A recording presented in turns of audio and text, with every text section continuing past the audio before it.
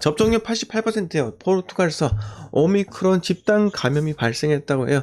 유럽이 초비상이라고 합니다. 자, 근데 지금 로이터 통신에 따르면 포르투갈 프로축구팀 소속 선수와 직원 13명이 코로나19의 새 변이종인 오미크론에 무더기로 감염되었다고 하는데요. 지금 리스본의 벨레넨센스 축구클럽에서 선수와 직원 등 13명 확진자 나왔다고 하는데, 그래서 지금 뭐 난립니다. 다른 유럽 국가에서도 오미크론 확진자가 속출하고 있는데, 다만 이 오미크론에 걸린 사람들이 지금 좀 뭐라고 해야 될까요?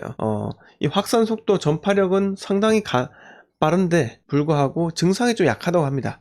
오미크론이 가벼운 증상을 보이고 있다 이러면서, 여러분들이 이거에 지금 오미크론 같은 경우는 기존의 그 백신 있잖아요, 그게 효과가 없다고 해요. 예, 효과가 없다고 합니다. 정말 이게 바이러스라는 게 지능이 있는지, 뭔가 환경에 순응하기보다는 적응을 해서 그것을 극복하려고 하는 뭔가 있는 것 같습니다. 그래서 조금 다만 이게 코로나 바이러스는 원래부터 있는 거 아닙니까? 계속 코로나 바이러스가 변이의 변이를 거치다 보면요, 어떤 전문가는요, 증상이 아주 약하게 될 것이다. 다만 전파력은 강할지라도 아주 약하게 된다. 이렇게 하는 의견도 있더라고요. 네. 네, 이육님 대단히 감사드립니다. 네, 슈퍼챗. 네, 열심히 방송하도록 하겠습니다. 다신 커피 한잔 하셔요. 네, 커피 마시도록 하겠습니다. 네, 스타벅스 마실게요. 감사합니다. 자, 그래서 이렇게 오미크론 때문에 지금 전 세계가 난리도 아닌데요. 네, 토이푸들님 반갑습니다. 그래서 코스피가 70포인트가 폭락을 했다고 하는데요. 글로벌 금융시장 오미크론 패닉, 모더나 기존 백신 효과 제한적이라 하고, 코스피 2850개 지면 연중 최저, 상승하던 니케이 일본 지수도 마찬가지로 막판에 급락을 했죠. 근데 달러가, 아니 이렇게 되면은 달러가 올라야 되는데 오늘 달러가 좀 떨어졌어요. 좀 기분이 좀 좋지 않습니다, 저는요. 아니, 삼성전자가 떨어지면 달러가 좀 올라야 되는데, 예? 달러가 같이 떨어지다니, 이게 지금 뭐 하는 건지. 네. 이 오미크론 때문에 또 달러를 엄청나게 생산하려고 하는 그것 때문에 또 달러 값이 떨어진 거 아닌지 의심이 됩니다. 그죠? 지금 한 달 내내 빠집니다. 이용님께서 예측하셨는데, 저도 그렇게 생각해요. 기존에 지금 주식시장에서 고점이었는데, 이제 큰 손이라면 기관이든 외국인 아닙니까? 그들이 털고 나갈 뭔가 조짐을, 이 나쁜 뉴스를 띄워야 되는데, 결국은 나쁜 뉴스를 이런 오미크론으로 띄우게 되었죠. 그러면서 그들이 이제 익절하는 그런 시간을 장기간 가지지 않겠나, 이렇게 생각이 들어요. 이웅님께서 오늘 일주일 급여 반납 짜증. 아이고, 많이 넣으셨네요. 많이 넣으셨어요. 근데 제가 저도 마찬가지로 주식을 2014년부터 해서 2016년까지 주식에 정말 미쳐 있었거든요. 미쳐 있었어요. 뭐 여러분, 점상을 한번 겪어 보셨나요? 점상이 뭐냐?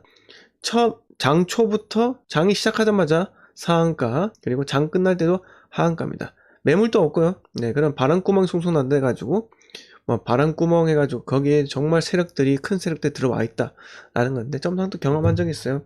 그리고 그 파루라는 종목이 있어요. 파루, 손소독제 태양광 업체인 파루라는 종목이 있는데, 과거에 제가 한 300만원 정도 넣었다가 단기간에 한 70% 정도 이익을 본 적이 있었는데, 그건 계절주예요.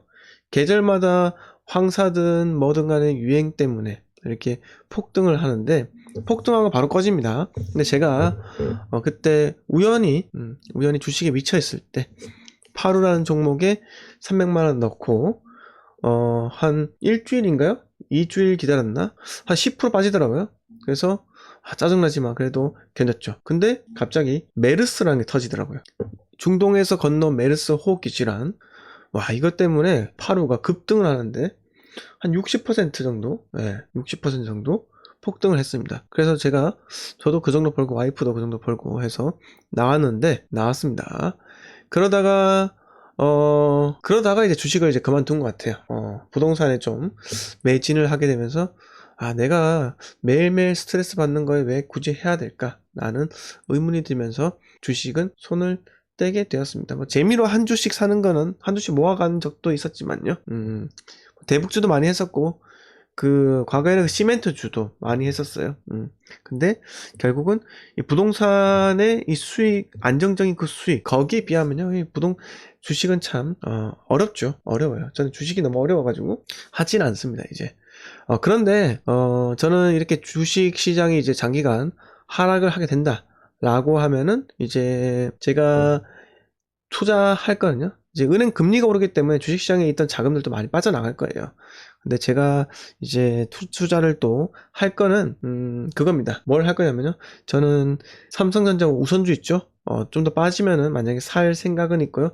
일단 조선주와 슈퍼사이클이 왔는데 아직까지 그 성과가 오른 거에 대한 그게 반영이 덜 되었어요. 매출이 반영이 덜 되었다고요. 아직 공사 시작을 안 했기 때문에.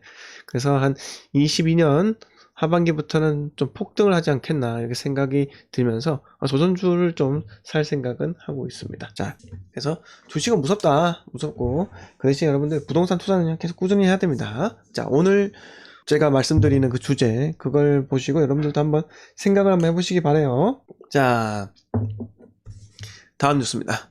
자, 오늘 수많은 분들이 쾌재를 불렀습니다. 자, 우리가 지금 부산 같은 경우는 그렇습니다. 부산 같은 경우는 10억대 아파트가 상당히 많아요. 그러니까 9억에서 11억 사이 아파트가 상당히 많은데요. 그런 분들은 지금 쾌재를 불렀어요. 왜? 땡큐 아니냐. 안 그래도 양도세 낼 생각 때문에 약간 좀 걱정을 했는데 이제 12억까지 양도세를 비과세 해준다 라고 하니 아주 기분 좋지 않겠습니까? 근데 오늘 뭐 제 골드 멤버십 중 한 분께서는 이렇게 물어보시더라고요. 이제 9억대 아파트가 또 한번 상승하는 그런 타이밍이 오지 않을까요? 라고 하셨는데 저의 생각이 약간 좀 다른 부분이 뭐냐면은 그건 또 지역마다 다르고요. 네, 지역마다 다른 이유가 뭐냐면은 결국 입주 물량이 많으면요 아무리 양도세를 완화를 하더라도 오르지 못해요. 그리고 양도세 완화가 시장에 주는 작용은요 매물이 많이 나오도록 하는 그런 효과가 있고 그 다음에 9억에 12억으로 상향하는 거는요 어떻게 보면 차익 실현하려고 하는 그런 사람들이 좀 증가할 것이다 라고 생각이 드는 거예요. 사람이 집을 팔기 위해서는 뭔가 어떤 거에 대한 유혹을 당해야 돼요. 내가 다른 아파트로 이사 가거나 더 큰 평수로 이사 가거나 이렇게 하는데 만약에 지금과 같이 대출이 잘 안 되는 그런 시기 있잖아요. 그러면은 이 사람이 이사를 갈 수 있을까요? 집을 팔고? 못 간다는 거죠. 집을 팔고 이사를 가는 목적은 뭡니까? 대부분 다 더 나은 삶을, 더 나은 생활을 하기 위해서예요. 근데 거기에 이유를 못 찾으신 분들은 함부로 집을 팔 수가 없다는 거죠. 과거에 10억대 아파트 만약에 팔았다라고 하면 세금만 그래도 뭐 2천만 원 정도 낼 거예요. 1억 정도의 차익이니까요. 2천만 원 정도 낼 건데 만약에 11억이면은 2억의 차익이잖아요. 2억의 차이면은 제 생각으로 그래도 한 5천만 원 정도는 낼 거예요. 왜 그러냐면은 2억의 차이지만요. 그게 비율로 양도세의 그 비과세 그 비율로 내기 때문에 2억에 대해서 다 때리는 게 아니라 2억 곱하기 몇 분의 몇 해가지고 내거든요. 그거는 한번 여러분들이 양도세 공부하시면서 한번 해보시면 될 것 같고 비과세도 마찬가지 비율로 합니다.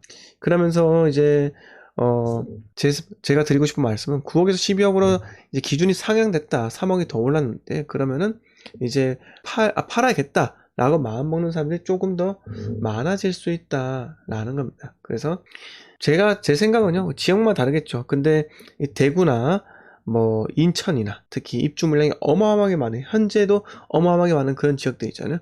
그런 데는 조만간에 이 9억에서 12억 상향이 시중에 매물을 고가 아파트에 광역시는요 9억 넘어가면 고가 아파트예요. 그 정도 고가 아파트니까요.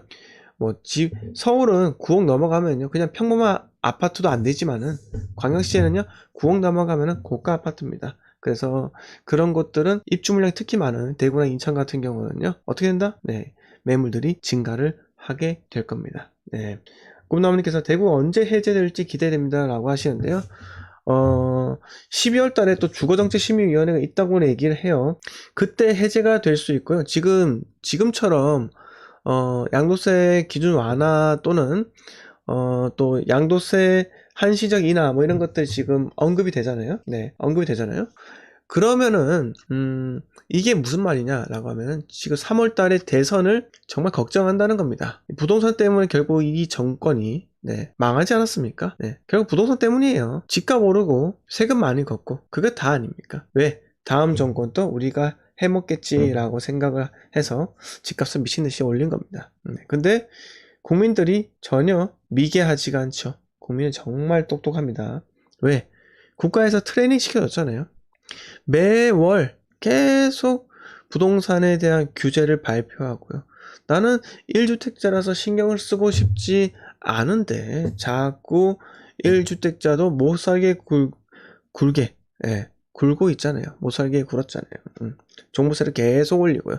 1주택자가 피해를 보니까 결국은 1주택자는 용서해주겠다라고 하면서 이제 뒤늦게 이 땜질식 방식으로 했는데 결국은 양도세 같은 경우도 최종주택 기산점 변경 때문에 더 이상 사람들이 퇴로가 닫힌 거예요. 퇴로가 닫히니까 시중의 매물들이 싹 다 사라지면서 집값은 급등을 했고요. 지금 어떻게 했습니까? 자, 2달 만에 3억 올랐다. 반포 아리팍 45억도 신고가입니다. 45억이래요. 자, 3억이 익숙하죠? 9억에서 12억으로 비과세 상향되니까 바로 3억이 올랐다고 합니다. 여러분들. 근데 꿈나무님께서 근데 딱히 안 돼도 상관없지만 이라고 하셨는데 만약에 규제 풀리면요. 조정지역 풀리면은 매물 엄청나게 쏟아져 나옵니다. 그리고 노무현 정권 때 했던 정책을 더 업그레이드하니 어이가 없죠 라고 하셨는데요. 그쵸? 다 전부 다 한번 실패했던 그 정책을 10년 만에 재탕하니까요. 사람들은 과거에 있었던 일로 역사적 사실로 학습을 한 결과 아닙니까? 그렇게 좌파 정권이 집권을 해서 규제를 만지작 한다면 결국은 집값은 폭등을 했더라. 이거를 알기 때문에 부동산을 뒤늦게라도 막 사재끼는 겁니다. 이용님께서 지금 정부는 부동산도 문제였지만 국민들을 기망한 것이 결정적이었고 내로남불로 바보 취급한 것이 퇴로를 막았다고 이렇게 합니다. 이거 좋은 말씀 감사드리고요. 자, 여러분들 국토보유세 있잖아요. 또 말을 바꿨어요. 아니 그렇게 국토보유세 해가지고 국민들이 아주 많은 국민들이 이득을 본다. 90%가 이득을 본다고 막 하더만 국민들이 반대하면 안 해요. 뭐 이럽니다. 국민들이 반대하면 안 한답니다. 그 후보는요. 진짜 무섭습니다. 저는 솔직히 이 대한민국에 있죠. 여러분 잘 생각하셔야 돼요. 저는 그게 루머든 팩트든 상관없습니다. 그런 말이 흘러나온다는 것에 대해서 우리는 긴장을 해야 한다는 거예요. 무서워요. 무섭습니다.